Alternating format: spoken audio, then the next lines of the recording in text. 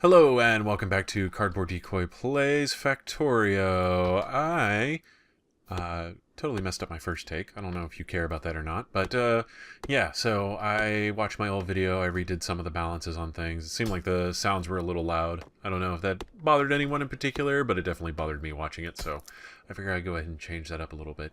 The music would be a little bit louder, but honestly, I think the game only has like 2 or 3 tracks, and for the length of time that the playthrough is going to be going on, I don't think it's entirely necessary. So, yeah, we'll just go ahead and get started on all of this. So, as we kind of went over in the original video, I just need to start making drills. Drills are the first step. We just stick that there. I was cutting down trees specifically so we could do that. And, oh, well, we're going to dump all the wood in there. And then we're going to go back to cutting trees for a little bit. So the first task at hand is going to be establishing a supply chain of iron and copper and also coal. Now, one of the first things we're going to have to do with that coal is also set up a power grid. So you can indeed generate electricity, and if we do that fast enough, we don't have to be completely dependent on actually making all of these burner mining drills and everything else. So hopefully we can get that part knocked out as soon as possible. So that's why I'm kind of just chopping a lot of wood here. We're going to get all of this established. I need to find stone on my map. Let's see, where's the closest stone? Looks like up there. We've got coal way over there and down here. I don't know where the enemies are, but we're going to find them pretty quick, I wager. Got that there, stone there. Little bits of stone here and here. That's these little beige looking areas. So we'll head north of our copper field and go set up a stone mining camp, which I believe we have everything we need. Well, we need iron plates, so I'm going to pick these up from this guy over here. 9 iron plates. Yes, we have at least that. And then we'll get enough stone to start setting up some stone mining operations. I will be zooming in and out a lot, just because that sort of helps me kind of figure out where I want to go and focus on different things at the same time. And hopefully that doesn't bug you too much. There's a lot of perspective skewing that will happen. That's just how that runs, basically. So we're going to get 10 stone. That's going to be enough for both drill and furnace. So drill, furnace, bada bing, bada boom, bada zinga. We don't need a furnace. That's fine. We have a furnace now. And then let's build a box to keep everything in. So there's that. And we'll give him a big stack of wood. And keep moving on. Man, that sounded almost kind of suggestive in a way. Okay, so our coal is not that far away, fortunately, and it's real close to some wood. That might come into play later on once I start trying to manufacture walls. Walls are going to be really important because, once again, we have some fairly large bases very close to us. And if we're not careful and we don't keep our pollution output low, we're gonna be seeing some combat very early on, and I may or may not be prepared for it by the time it starts happening. So, combat. Enemies will attack your base at regular intervals, and they do that whenever your pollution, which can be seen if you hit Alt, those reddish squares there, that's just from this right here. Well, I guess also this drill. So, not a lot to cause a lot of pollution, and once that starts to reach those bases, they'll start sending biters in waves, and that is when things get a little hairy to start. So hopefully we won't run into that too soon, because there's a few things you have to do. Right now, all I can do for military is build guns and ammo, and walls, and radar, but that's sort of inconsequential as far as defense goes, so we're going to have to establish research as well. So research is a part of this game, and by research I mean you actually have to build a building that processes specific items you have to manufacture in order to perform research. And research is done once you've run a certain number of these items through, which are these little magic potions. Potions, they're called science packs. They look nothing like a pack or science. They look like magic potions. That's pretty much the unanimous opinion on the deal there. So and magic potions is, of course, the furthest away thing that you can describe it as. So, also amusing. Let's go ahead and we're going to load this up to make sure we've got a steady stream of iron plates coming in. And we are going to go pick up some stone. And this is going to allow us to build another drill and furnace pair. Actually, we're going to build 3 pairs here. And the reasoning for that is because we want to be able to mine more copper and also iron in increased rates. And that is going to allow us to do some really good things. So let's go ahead and build another furnace. I'm thinking about everything I had just said about pollution and how easily I'm probably going to end up screwing that up here in a second. But let's live a little uncautiously, shall we? Well, we'll start mining for now, and that'll just load up our furnace. I believe it will store as much ore as it can hold. Whenever you have arms supplying your production buildings, like a furnace or a factory, they only supply enough to make 2 or 3 items. So they'll only stock up in advance of like 2. So I don't know. It looks like if that thing's still operating, then that means it's definitely giving it more than enough for just 2. So clearly we're probably going to be fine on that. Let's go ahead and we're going to throw wood in there. And yeah, we're going to have to clear cut all this. Trees do absorb the spread of pollution a little bit, and that's all well and good, but we're going to need all of this area in order to expand out our factory and start producing. And that trees are just sort of in the way. What can I say? So this might be a little tedious to start, but that's okay because we'll be needing that time in order to sort of accumulate iron plates and the like. And I'll try to keep it as interesting as possible. As soon as I run out of things to say or meander on, or if I start kind of going, chopping trees, yay, choppy. If that starts happening, I'll bail out of what I'm doing and just have it, or do a fast forward take until something interesting starts happening or I establish a certain part. This is the downside to being in a heavily forested area. Aside from the fact that your starter fuel is fantastic, you are going to see a whole lot of tree chopping action, and you know, that's, yeah, I can take it or leave it really. Let's see, let's do that, and then we will put more on that drill and then go back to chopping trees. We should be getting enough to start making a steam engine here. Now, where I want to put that steam engine is a totally legitimate question. There looks like there's a couple areas. I'm definitely going to build out over in this direction, and the most open space we have is a little southwest of our iron deposits. And we're going to leave the copper alone for now. That's going to be enough copper to carry us over on those first 2 machines until we start really needing it, and that will happen sooner rather than later. So, yep, we're good there. What is over here? Nothing is over here. We do have a very defensible position where we could just build a wall. Biters cannot go through water, but they can attack over 1 layer of wall. Let us see if there are any occupants over here in this direction. We might go ahead and build the factory over here now that I see it. So we chopped all that wood. That's fine. That's resources in our pocket. And then over here, there doesn't seem to be a whole lot. It seems to be pretty much fair game at this point. If I don't run into a biter base in the next couple of chunks there that load up, then I'm probably I'm gonna declare this side safer than the other side at the very least. Yeah, it looks like we're damn near home free. All of our resources will be at our back. There is a huge amount of coal over here. It's nighttime, so it's a little dark. Sorry if it's kind of hard to see what's going on. So yeah, I think we're actually going to build out in this direction. That's going to be a much more ideal situation for us. We have less space taken up by resources as well. Not that I mean, we can build on top of resources, but why build on top of resources when you can just harvest them? Why not both? Why can't we have candy for breakfast?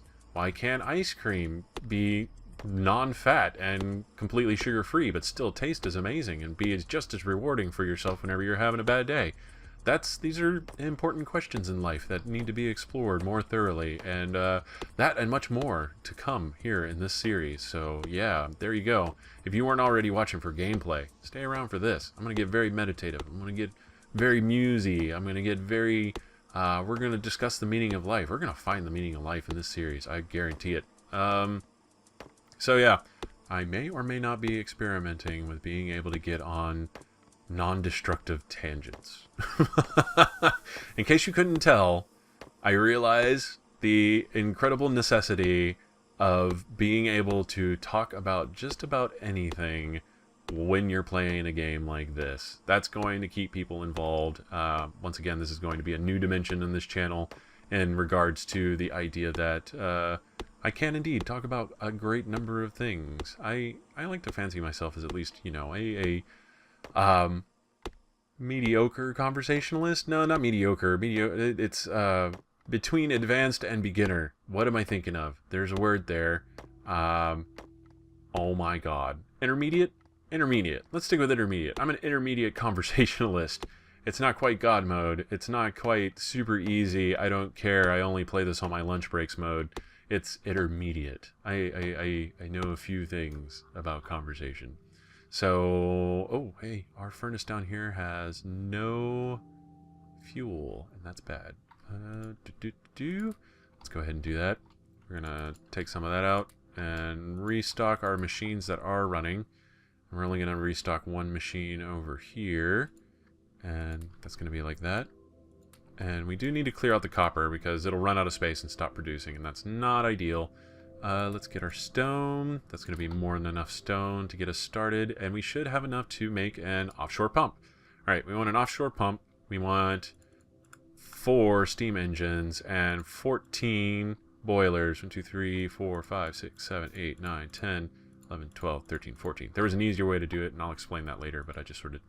I did that in a very pell-mell sort of way. That's... Well, no, pipe... Dang it, I should have done pipe to ground first. So, whenever you have an item like pipe to ground, which requires 10 pipes, and then you have pipes like that already made, if you try to make the pipe to ground, it'll consume the pipes you have in your inventory first. So if you try to go, hey, I'm going to make 10 pipes and then 1 pipe to ground, you'll end up with just 1 pipe to ground because it'll just cannibalize the pipes you had just made.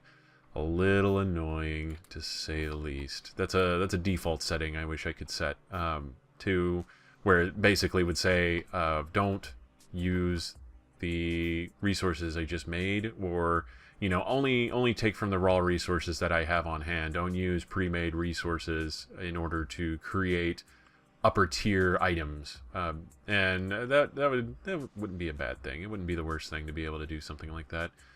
Do we have any biters up here? Because wherever we put our steam is going to generate a fairly decent amount of pollution, and that's going to be bad. We get oil. What kind of oil is this? 292, 263. Oh my goodness. Yeah, we are gonna smog the hell out of this area already, so hopefully by the time we start doing oil processing, we have the means to go destroy bases, because that's going to become an issue. We got more iron, more copper. We might set a train station up for this one. That'll be a good place to sort of start the demonstration on trains. And we have a huge base. Man, oh man. Alright, well, let's see. This coal should last us. The coal that's over there should last us long enough to make the transition to solar. We can eventually get solar power. And once you have solar power, your pollution drops pretty considerably. And also by then, usually you will have the infrastructure in place to be mostly on electric, which means a lot of very low pollution or no pollution buildings. And of course that is desirable, just like in real life, really. I'll try to stay off my podiums here, but there is a little bit of an environmental message to this game that I don't believe is taken to heart quite seriously enough given our times. I am one of those people. If you have a problem with it, you might want to leave now. That's yeah. We'll go nuts on that. Also, why I really like in this dramatic reading of Dune idea that I had for fast forward takes. If it does come down to being fast forward, I will continue to provide entertainment. And I don't know why, it tickles me just a little bit to think that I could just sit here and read random excerpts from Dune. Especially since I can't think of any non-content ideable music that I can play. And Game Grumps already kind of have the what do you call it? They've got the goofy fast forward take thing, right? They've got the you can make jokes or say things or sing a song. I can sort of sing in the shower or the car, and there's definitely a perceptive bias there. I know that. I'm not afraid to admit it. I realize that however well I think I might sing is probably at least 10 times less amazing than it is in my head. So I'll spare you. In other words, that was the whole goal of that statement there. Let's look at our map. Alright, biters there, biters there. We're going to put steam right here. That'll probably pollute to the outer edges here. And once they start attacking, we'll just have to build walls. That's all there is to it. So, excuse me. Some other mechanics that are good to take note of in this particular point in time is how evolution works. So enemies will evolve, and we're gonna do something funky here. Bear with me while I kind of do some measuring. But so you start with small biters, which are okay and totally manageable, and eventually you'll start getting medium biters, which are not as okay and a little less manageable. And they will eventually promote into large biters, which are a bit of a pain in the ass unless you started building some advanced weaponry. And you do that through research and all the other things that I've already kind of mentioned. But for the most part, you just want to hopefully not get big biters too soon because they are really hard to kill, especially early on in the game whenever you don't have a whole lot going for you in the weapons and resources department. But they don't show up. So the way that works is a mechanic that they've dubbed evolution in regards to the strength of the biters. And that works by the amount of pollution you generate, the number of bases you kill, and another time. Just time. So time is a fraction of it, pollution is a fraction of it, killing bases will start advancing it fairly quickly, and that makes kind of sense in a way. What do I need? I need iron. Okay, so we're going on a trip to go get some iron here so I can make a whole ton of pipes. And so they start out normal, and basically evolution increases the chances of certain types of biters spawning. And the bigger, more powerful biters that are spawning, the more of a hard time you're going to have, and it's not so great. Once again, big biters will be able to attack over single units of wall, and that can be really bad. That can be really, really bad, because it'll kill your towers if you don't have enough wall set up. Maybe I should be building pipes as well. So pipe to ground is pretty self-explanatory. It goes underground. Like this. This is a pipe to ground. We can walk over it. Everything's fine, but it's there. It's transporting water as we speak. The water bar is full. The water bar here doesn't exist because we don't even have any water hooked up to it yet. So we'll solve that pretty soon. But first things first, we gotta wait for all of these to craft. All right, there we go. Oh no, I need to click that. I canceled one. That's probably fine. And we'll do like that, and then we'll turn here, and then go like that, and then use our normal pipe as little junctions, and then we'll see the water fill up. Yep, that was pretty quick. So we've got plenty of water pressure here. Now, I had said, you saw me measuring out and deleting things. I was just sort of spacing out how far away I want things to be and being able to leave a space to walk in between here. And so the ideal ratio, as I have read it, I did not sit down and experiment this. I give full credit to the Factorio community, which is rather diligent in figuring out the numbers on these things, whereas I am not, because honestly, I don't have a whole lot of time to be able to sit down and fiddle with things like that, for the most part. For the most part. Let me make sure I'm clear on that. I do have plenty of free time, but not enough to do some of the research here. So your ideal ratio is 1 pump to 14 boilers, which will be able to keep enough water hot and keep the water pressure going for 10 steam engines at that point.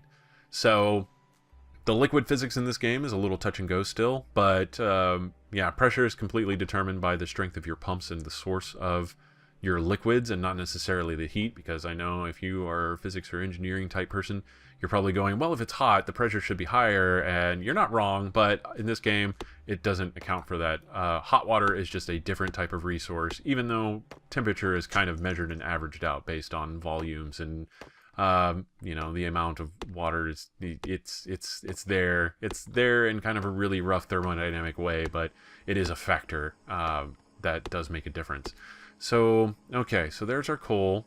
We've got the boiler set up. Now we need to get a track set up from the coal to the boilers. And we will start building that in the next ones. This video, I did a very good job of just sort of explaining a lot more of the mechanics, and I feel pretty good about that. We're going to build these electric mining drills. Yeah, that's what we're going to do. That's how we're going to start that. And we're going to build a full set of 4 and a whole lot of track. And yeah, so I will go ahead and use the next video to kind of explain how this works up here now and how we're going to build our power station. So just to give you a taste of what's going on here, we're going to build track all the way down like this. Actually, you know what? We're going to do that. there's going to be a couple funky things here. I'm going to waste a little bit of track trying to set this up the way I want it, but it'll be good in the long run, I think. At least once again until I get solar. But yeah, so I hope you've enjoyed this so far. I will almost definitely be back with more. In fact, I can pretty much guarantee it at this point. Knock on wood, because the number of tragedies that the kind of tragedies that would keep me from playing this game through to the next episode, just for the sake of elaborating unnecessarily, would be incredibly tragic and not at all good. So I'm just gonna, you know, thank God my table is wood. That was maybe too many knocks. There we go. 3, being extra superstitious. I am now psyching myself out because I may have talked myself into an ironic death. I guess we'll find out tomorrow at this time. I will see you then. Have fun.